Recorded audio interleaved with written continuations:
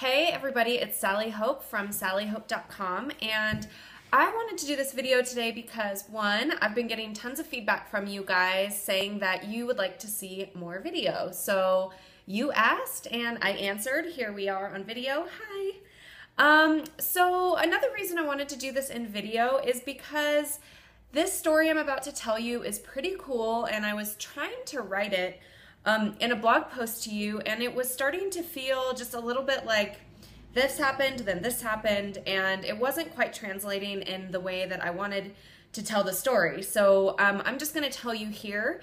And this story is basically about how I got a free motorcycle last week. So less than a week ago, a complete stranger gifted me an amazing 1983 vintage Honda Nighthawk 550 in cherry mint condition. It's amazing. So I've been asked a lot how this all went down and what happened. So here we are. I just wanted to share it with you. So basically what happened, I've been feeling sick all week. I was in bed. I had reached out to a girlfriend of mine who's an acupuncturist who was going to give me a Chinese remedy tincture for my cold, and I had a ton of work to do, and I was like, okay, I need to get there before 2, and I have to get all this stuff done. I was gonna go kind of earlier in the day, and then decided to just get everything done and then go. So step one, I kind of just listened to my intuition there. I was like, I'm just gonna wait a little bit, and then I'm gonna go. I also was thinking, well, I just got my motorcycle back from the shop and I wanted to ride it around, and I wasn't totally sure how it was going to perform. I hadn't ridden it since it got back from the shop. So I was like, okay, well, if it's just going to be right down the street, literally in town, you know, I don't have the energy for like a huge big country ride, but I could just go around town and it'll be no big deal. So I thought I'd ride my motorcycle down there. So I grabbed my helmet, my jacket, I have my motorcycle boots on, and I'm walking down the street to my bike, and I'm crossing the street, and an older gentleman, probably around my parents' age, was crossing the street coming the other way, carrying his motorcycle helmet and his jacket, wearing his jacket. And I saw over to the side that there were 2 motorcycles parked right next to each other. And as we were crossing, we kind of made eye contact, and it was kind of like, do we know each other, or are we going to start having a conversation because we're both riders? And he basically said, "Is that your bike?" And he pointed to one of the bikes that was parked over on the side of the street, and it was this big ass Harley. And he said it kind of like pretty surprised that he thought maybe it was my bike, and I'm a pretty small girl. That wouldn't really be necessarily the bike that he would expect me to ride.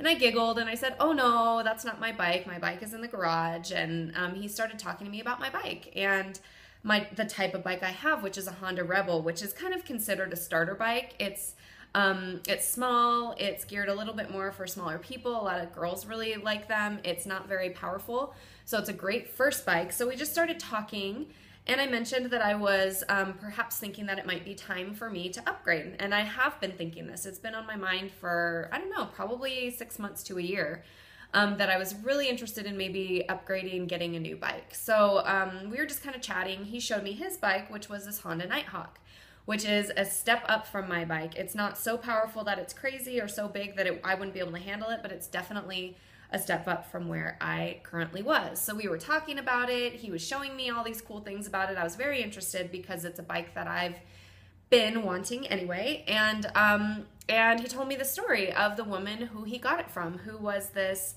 70-year-old woman, and she's ridden that bike ever since the 80s, been one owner, taken amazing care of it. There's 77,000 miles on it, which for a motorcycle is a ton of miles.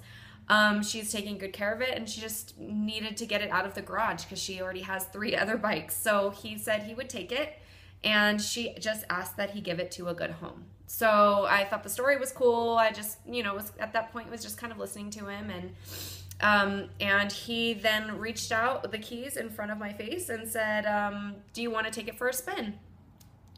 So I said yes, and which is not usually normal for something like this. Motorcyclists don't usually give their bikes to strangers, and strangers don't usually just hop on some strange person's bike. But for some reason, it felt really normal. My intuition didn't say anything was weird about it. The only thing was that I was slightly scared because it was more powerful than the bike I'd had, and I'd never ridden anything like that. But I decided to go for it. So I hopped on that bike and just took it for a spin around town a little bit. And one thing that was really interesting to me and kind of weird to me was when I was on that bike, I had the thought that he might give it to me. And it wasn't like oh, he's going to give it to me, it's mine kind of thing. It just, there's something about it where I felt sitting on that bike that it was my bike, but I didn't really think much about it. I just kind of had that passing thought and just kept riding. So I returned the bike to him, gave him his keys. He was having lunch with a friend of his and said, thank you very much. That was amazing. I really enjoyed the bike.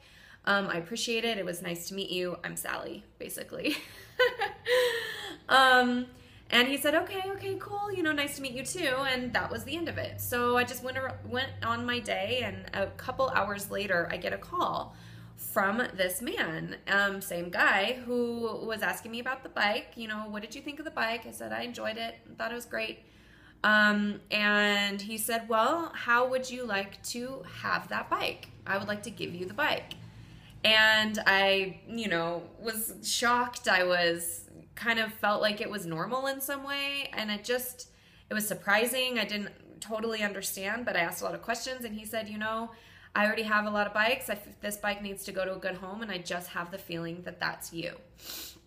So I gracefully accepted the bike. We drove it to his son's house, took the windshield off, adjusted all the handlebars for me, showed me everything about it, and I was on my way. So that's the story of how I got my bike. Well, that's not the most interesting part of it, I think. I actually think it's wildly interesting that it happened, but there's a couple things that happened afterwards and happened before that are of note, and I would love to share with you guys today. So basically, the interesting thing to me is that before I met this person, I have been having a really rough time. For the past 6 months, things have felt stuck. I've felt sad. I felt heartbroken. I felt like things weren't working out, like just in general, you know. It was almost like I was in quicksand. I would kind of try to take a step and I would just get stuck more.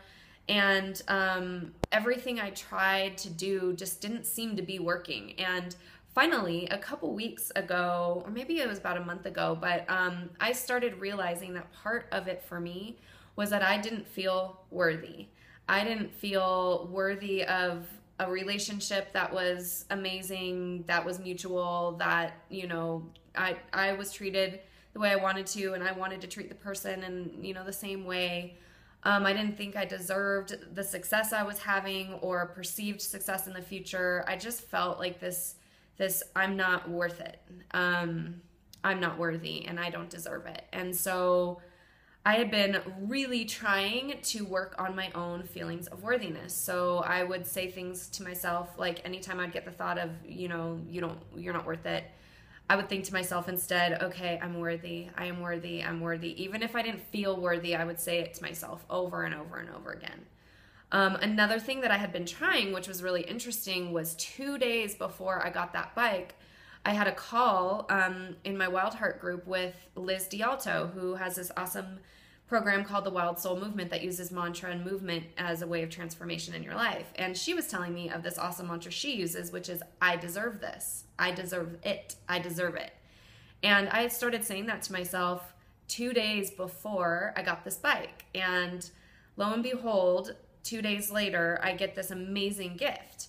Well, something interesting happened after that, which was that I reached out to people on Facebook and Instagram, and I was like, oh my gosh, this crazy amazing thing happened to me. I got this bike. Well, the responses I got were one of few things. So one of them was, oh, well, now you better pay it forward. So you got a gift. Now it's time for you to give something. And in this way, it was kind of like an exchange, right? Like I get something, therefore I have to give something.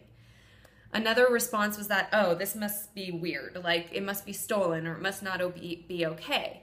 And how that translated to me was that, okay, when somebody does something nice for you, it's weird or it's strange or it's dangerous even. And all of these things to me go back to worthiness. And that is really the point of what I wanted to talk to you guys about today, which is sometimes, and most of the time, we are not just, no, take it back, not sometimes, all the time, we're worthy of having amazing things. We don't always have to even the score. I find that, like, in my life, I have constantly thought, well, somebody paid dinner for me, so therefore I must pay dinner for them next time. Or, you know, another version of that is sometimes women feel obligated to be physical with somebody because they get gifts or because they get dinner. Even with friends, it's like, oh, you picked up the tab. I'm going to make sure I pick up the tab. And in some ways, I think this is great. You know, I think it's conscious of what's happening and wanting to, you know, treat your friends with respect or whatever. But I think also this shows a lack of worthiness, a lack of feeling like you're worth just getting a gift. You know, what would it be like if it were like, wow, thank you for the bike. Like, that's amazing. Oh my gosh. Instead of me feeling like, oh shit, like I better figure out how to repay this gift to some stranger or something in order to be able to be worthy of receiving it. So I found this all really, really fascinating. I know this is going to be more conversation than this video. It's already getting a little bit long. But I just wanted to share that story with you guys and also just offer the thought, you know, what do you guys think about gifts? What do you think about receiving? How comfortable are you receiving things? What do you think about worthiness? Where do you stand? So I'm going to go ahead and sign off for today on this video, but hopefully there will be more topics of this discussion on the blog.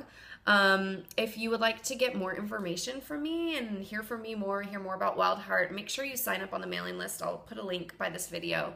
But basically just wanted to share that story with you guys. So have an awesome day. Talk to you soon. Hope that you are manifesting all kinds of amazing things like motorcycles and whatever else you want. And thanks for listening. Ciao.